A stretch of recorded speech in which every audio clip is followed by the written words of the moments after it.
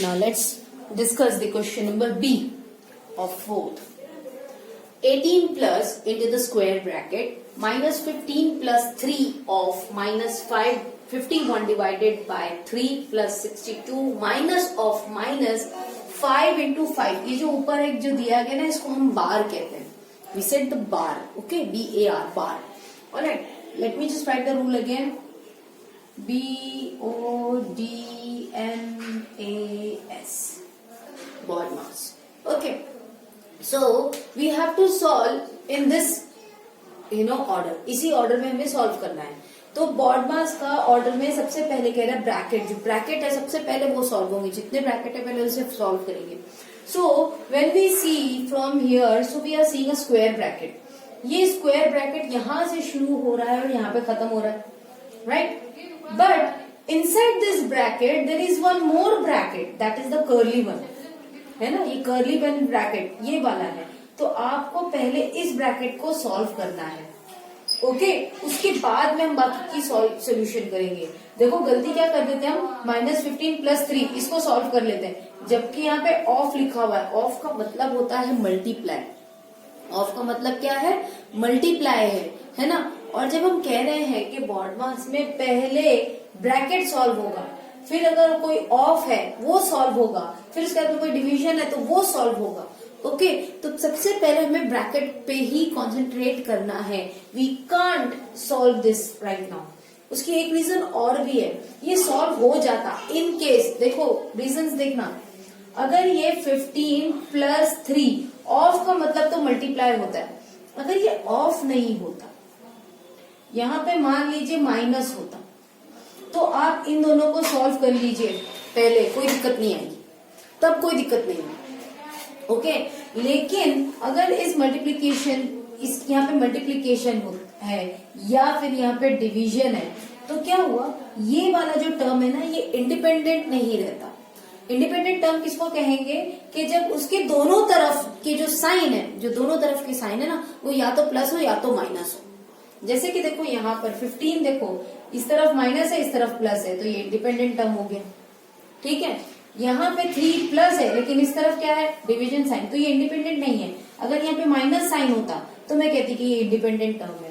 तो जो independent term होते हैं उनको आप पहले सॉल्व कर सकते हो. ये एक लॉजिक है, इसको बहुत ध्यान से देखिएगा. ठीक है, so for now as we are seeing this is the multiplication sign, so we can't solve these two first. इस -15 और 3 को सॉल्व नहीं कर सकते हैं. क्यों नहीं कर सकते, क्योंकि ये जो 3 है वो इंडिपेंडेंट नहीं है. इंडिपेंडेंट कब होगा कोई टर्म, जब उसके लेफ्ट साइड राइट साइड दोनों तरफ या तो प्लस या तो माइनस का साइन हो. Okay, so now let's do the solution for it. अभी किस तरह से होगा, 18 एज इट इज लिखेंगे, प्लस ब्रैकेट जो है एज इट इज ब्रैकेट आ जाएगा, -15 प्लस 3. ऑफ का मतलब ही है मल्टीप्लीकेशन, आप हटा दो कोई दिक्कत नहीं है. ठीक है, अब यहाँ पे देखो, अब हमें इसे सॉल्व करना है. जब हम इस ब्रैकेट के अंदर आते हैं, इस कर्ली ब्रैकेट के अंदर, तो हमने क्या देखा, यहाँ पे भी कुछ माइनस हो रहे हैं, कुछ प्लस भी हो रहे होंगे, कुछ मल्टीप्लीकेशन है, anything is going on, something is going on. तो उसके लिए हमें अगेन रूल्स अपनाना है. कौन सा, BODMAS. फिर से BODMAS होगा. क्या इस ब्रैकेट के अंदर ब्रैकेट है, नहीं है, तो ब्रैकेट खत्म. ऑफ, इसके अंदर मल्टीप्लीकेशन, ऑफ एक्चुअली वे ये ब्रैकेट वाले को कहते हैं, this is of actually. Okay, not this one.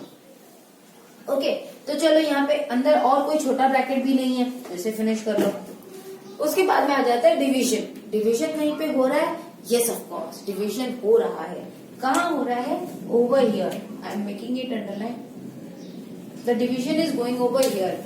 -51 is being divided by 3. जब आप इसको सॉल्व करेंगे, -51 divided by 3 you will get as -70. और माइनस क्यों आया, क्योंकि डिवीजन में जब साइन डिफरेंट हो, ये नेगेटिव है, ये 3 पॉजिटिव है. जब डिवीजन में साइन डिफरेंट हो, डिवीजन में साइन डिफरेंट हो तो आपको आंसर नेगेटिव ही मिलेगा. ओके, फिर उसके बाद में ये +62 हमने एज इट इज लिख देना है. ये माइनस आ जाएगा यहाँ पर, ये फर्स्ट माइनस है. अब देखो ये बार का मतलब क्या होता है, बार का मतलब ये है कि आप इससे जुड़े हुए किसी और को सॉल्व करने से पहले जो बार के नीचे है ना, पहले आप उन दोनों को ही आपस में सॉल्व करेंगे. अगर इन केस यहाँ पे डिवीजन होता, लेट्स सपोज ये डिवीजन होता, यहाँ पे एक मिनट के लिए हटा देते हैं इसे भी, 62 डिवाइडेड बाय 5 मल्टीप्लाई बाय 5 और ऊपर बार लगा हुआ है, ठीक है। अब इस कंडीशन में क्या हम कह रहे हैं कि डिवीजन पहले होना चाहिए, मतलब 62 पहले 5 से डिवाइड होगा, फिर जो आंसर आएगा वो 5 से मल्टीप्लाई होगा। ओके, इस तरह से हमारा कुछ रूल्स चल रहे होते हैं, राइट। लेकिन या फिर इसको थोड़ा सा और सिंप्लीफाई करते हैं, ये कर लेते हैं, ये ज्यादा ठीक रहेगा कि 62 को पहले 5 से डिवाइड करना होगा और फिर जो आंसर आएगा उसमें 5 ऐड होगा।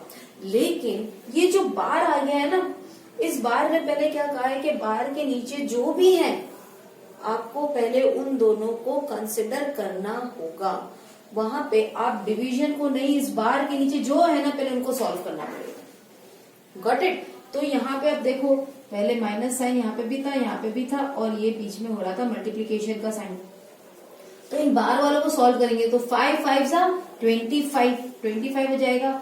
इसका साइन क्या था, माइनस का, तो ये माइनस का साइन यहाँ पे लगा देते हैं और इसको एक ब्रैकेट दे देते हैं, क्योंकि बार अब हट चुका है ना, और दो साइन एक साथ में नहीं आ सकते हैं, दो नेगेटिव साइन या दो पॉजिटिव साइन एक साथ में आप नहीं रख सकते हो, आपको बीच में कोई ब्रैकेट साइन लगाना होगा। ओके, तो अभी एक कर्ली ब्रैकेट क्लोज कर देते हैं, स्क्वायर ब्रैकेट भी क्लोज कर देते हैं। चलो नेक्स्ट स्टेप में 18 हमने एज इट इज लिखना है, प्लस स्क्वायर ब्रैकेट लिया, -15 plus 3 again into the curly bracket.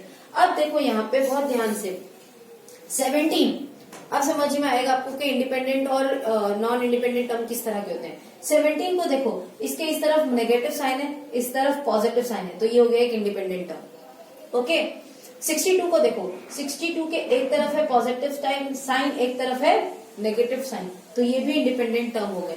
तो जो इंडिपेंडेंट टर्म होते हैं आप उनको आपस में बिफोर डूइंग एनीथिंग आप ऐड या सब्ट्रैक्ट कर सकते हो। ओके, तो देखो जब आप 62 और 17 इनको देखते हैं, प्लस है माइनस है, साइन डिफरेंट है, मतलब हमें सब्ट्रैक्ट करना पड़ेगा। तो 12 में से 5 जाएंगे, सॉरी 12 में से 7 जाएंगे तो आपको 5 मिलेगा। यहाँ पर ये 5 था, 5 में से 1 जाएंगे तो 4 मिलेगा आपको। यहाँ पे दोनों कम में से बड़ा साइन 62, बड़ा नंबर 62, उसका साइन पॉजिटिव, तो इसका भी आंसर पॉजिटिव। ओके, अब यहाँ देखो माइनस साइन है, ब्रैकेट है, दो माइनस साइन है with the bracket, same sign multiply हुए, आंसर पॉजिटिव। और यहाँ पे हमने इसको 25 लिख दिया। ओके, कर्ली ब्रैकेट क्लोज कर देते हैं, ये कर्ली ब्रैकेट क्लोज हुआ, अब स्क्वायर ब्रैकेट को भी क्लोज कर देते हैं। चलो आगे वापस से 18 एज इट इज लिखेंगे, प्लस स्क्वायर ब्रैकेट बिल्कुल भूलना नहीं है, -15 हमने लिखा, फिर +3 लिखा। अब इन दोनों को सॉल्व करना है। अब देखो 45 पॉजिटिव साइन, 25 भी पॉजिटिव साइन, साइन सेम है, तो हम क्या करेंगे, ऐड कर देंगे। तो ये क्या हो जाएगा, 5 और ये 5 हो जाएंगे 10, 6 + 2 हो जाएंगे 4 + 2 हो जाएंगे 6 + 1 7, कर्ली ब्रैकेट क्लोज और ये भी क्लोज। इन दोनों का साइन पॉजिटिव था तो इसका भी साइन पॉजिटिव है, तो पॉजिटिव साइन अगर नहीं भी लिखते हैं then also it is fine, that is why I have not written the positive sign. Okay, afterwards 18 plus in the bracket -15। अब यहाँ देखो इस ब्रैकेट में सिर्फ एक ही नंबर रह गया है, इस ब्रैकेट में सिर्फ एक ही नंबर रह गया, उस ब्रैकेट के बाहर क्या है 3, जो कि मल्टीप्लाई हो रहा है, राइट। तो हम अब आ चुके हैं ऑफ पर, ब्रैकेट हमने सॉल्व कर दिया, ये पूरा ब्रैकेट हमने सॉल्व कर दिया। अब हम कहाँ पर आ गए, ऑफ पे। तो ऑफ हो रहा है, यहाँ पे मल्टीप्लाई हो रहा है, तो 3 7 21 डन। अब आगे चलते हैं, 18 plus 210 with the positive sign, 15 is with the negative sign. When the sign are different, so we do the subtraction. So when we subtract 210, when we subtract 15 from 210, we get 195. Okay. अब 995 sign भी तो लगाना पड़ेगा, तो sign दोनों में से बड़ा नंबर 210 का साइन पॉजिटिव, इसीलिए आंसर का साइन भी पॉजिटिव। ओके, आफ्टरवर्ड्स 18 प्लस बाहर भी है प्लस अंदर भी है, एक ही ब्रैकेट है और ब्रैकेट के बाहर भी प्लस है अंदर भी प्लस है, साइन सेम है, मल्टीप्लाई हो रहे हैं, आंसर पॉजिटिव। और ये लिखेंगे 195। ओके, अब इन दोनों को ऐड कर देते हैं, 18 और 195 को ऐड कर देंगे, so you will get as 213। This is your answer.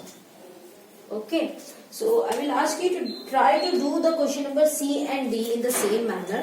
ठीक है, बॉड मास के रूल्स पर चलना है. सबसे पहले जो छोटे से छोटे ब्रैकेट में चले जाओ, उनको सॉर्ट आउट करो, फिर उसके बाद में उसके अकॉर्डिंगली बॉड मास के रूल्स को अप्लाई करते जाओ. Okay, so we will do one more question of question number 5 now. So just check out that video too.